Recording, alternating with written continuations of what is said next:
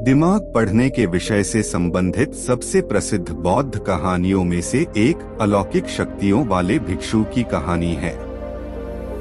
एक बार बुद्ध अपने अनुयायियों के साथ एक नगर से दूसरे नगर की यात्रा कर रहे थे। यात्रा करते समय वे एक झील के किनारे चले। कुछ देर बाद वे सभी आराम करने के लिए रुके। सब कुछ शांत होने के बाद उनके एक शिष्य ने उनसे पूछा, जब हमारे मन में परेशान करने वाले विचार आते हैं तो हम मन को कैसे शांत कर सकते हैं? बुद्ध पेड़ के नीचे बैठे थे और उनसे बोले, मुझे प्यास लग रही है। क्या आप मेरे लिए उस झील से कुछ पानी ला सकते हैं? शिष्य झील की ओर वापस चला गया और उसने देखा कि कुछ लोग कपड़े धो रहे थे। इसलिए साफ पानी लेने के लिए कुछ दूर चला और पानी इकट्ठा करने के लिए वहीं बैठ गया। लेकिन जैसे ही वह पानी लेने जा रहा था तभी एक बैलगाड़ी गुजरी और पानी गंदा हो गया। शिष्य ने इंतजार किया, लेकिन वहां कुछ न कुछ चीजें चल रही थीं और पानी अभी भी गंदा था। इसलिए उसने मन ही मन सोचा कि वह इतना गंदा पानी नहीं दे सकता क्योंकि यह पीने लायक नहीं है। इसलिए उसने बिना पानी के वापस जाने का फैसला किया। शिष्य खाली हाथ वापस आया और बुद्ध को इसके बारे में बताया।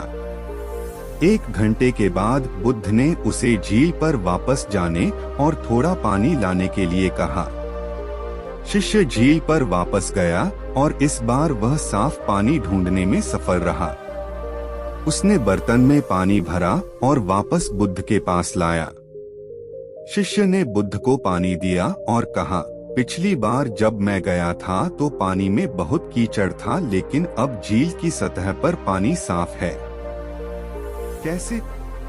बुद्ध ने उत्तर दिया, जब आप पिछली बार गए थे तो कीचड़ अस्त व्यस्त था और वह सतह पर पानी के साथ मिल गया था और पानी पीने के लिए अयोग्य हो गया था। लेकिन जब आप 1 घंटे के बाद गए तो कीचड़ अपने आप बैठ गया और आपको साफ पानी मिला जो पीने के लिए उपयुक्त था पीना।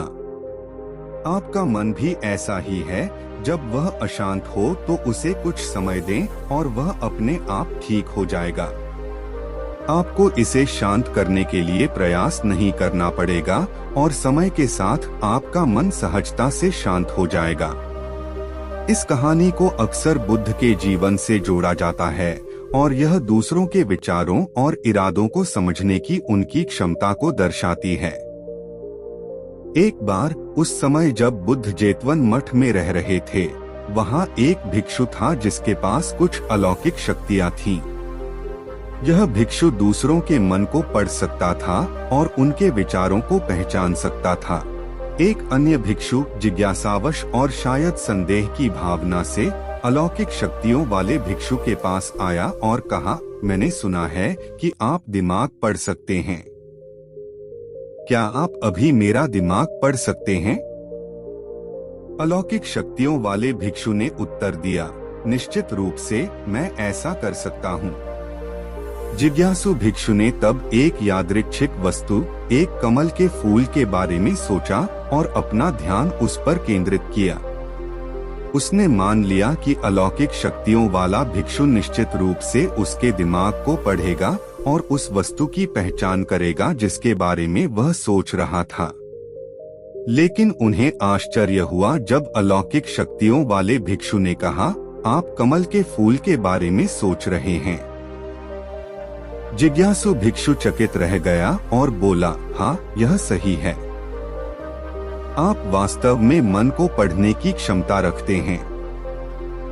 अलौकिक शक्तियों वाले भिक्षु ने मुस्कुराते हुए समझाया, ऐसा नहीं है कि मेरे पास सभी दिमागों को अंधाधुंध पढ़ने की शक्ति है, बल्कि मैंने दूसरों के इरादों और विचारों को तब समझने की क्षमता विकसित की है जब वे शुद्ध और केंद्रित होते हैं। जब आपका दिमाग पूरी तरह से होता है कमल के फूल के विचार में डूबा हुआ, मैं इसे स्पष्ट रूप से देख सकता था। बौद्ध परंपरा की यह कहानी मानसिक शुद्धता और ध्यान के महत्व को रेखांकित करती है। इससे पता चलता है कि स्पष्ट और केंद्रित विचारों को उन्नत आध्यात्मिक क्षमताओं वाले लोग ही समझ सकते हैं। हालांकि इस कहानी को रूपक माना जा सकता है, यह बौद्ध धर्म के अभ्यास में सचेतनता, एकाग्रता और आंतरिक गुणों के विकास के मूल्य को बताती है। एक अन्य भिक्षु जिज्ञासावश और शायद संदेह की भावना से अलौकिक शक्तियों वाले भिक्षु के पास आया और कहा, मैंने सुना है कि आप दिमाग पढ़ सकते हैं। क्या आप अभी मेरा दिमाग पढ़ सकते हैं? अलौकिक शक्तियों वाले भिक्षु ने उत्तर दिया, निश्चित रूप से मैं ऐसा कर सकता हूँ। जिज्ञासु भिक्षु ने तब एक यादृच्छिक वस्तु, एक कमल के फूल के बारे में सोचा और अपना ध्यान उस पर केंद्रित किया। उसने मान लिया कि अलौकिक शक्तियों वाला भिक्षु निश्चित रूप से उसके दिमाग को पढ़ेगा और उस वस्तु की पहचान करेगा जिसके बारे में वह सोच रहा था। लेकिन उन्हें आश्चर्य हुआ जब अलौकिक शक्तियों वाले भिक्षु ने कहा, आप कमल के फूल के बारे में सोच रहे हैं। जिज्ञासु भिक्षु चकित रह गया और बोला, हाँ, यह सही है। आप वास्तव में मन को पढ़ने की क्षमता रखते हैं। अलौकिक शक्तियों वाले भिक्षु ने मुस्कुराते हुए समझाया, ऐसा नहीं है कि मेरे पास सभी दिमागों को अंधाधुंध पढ़ने की शक्ति है, बल्कि मैंने दूसरों के इरादों और विचारों को तब समझने की क्षमता विकसित की है जब वे शुद्ध और केंद्रित होते हैं। जब आपका दिमाग पूरी तरह से होता है कमल के फूल के विचार में डूबा हुआ, मैं इसे स्पष्ट रूप से देख सकता था। बौद्ध परंपरा की यह कहानी मानसिक शुद्धता और ध्यान के महत्व को रेखांकित करती है। इससे पता चलता है कि स्पष्ट और केंद्रित विचारों को उन्नत आध्यात्मिक क्षमताओं वाले लोग ही समझ सकते हैं। हालांकि इस कहानी को रूपक माना जा सकता है, यह बौद्ध धर्म के अभ्यास में सचेतनता, एकाग्रता और आंतरिक गुणों के विकास के मूल्य को बताती है।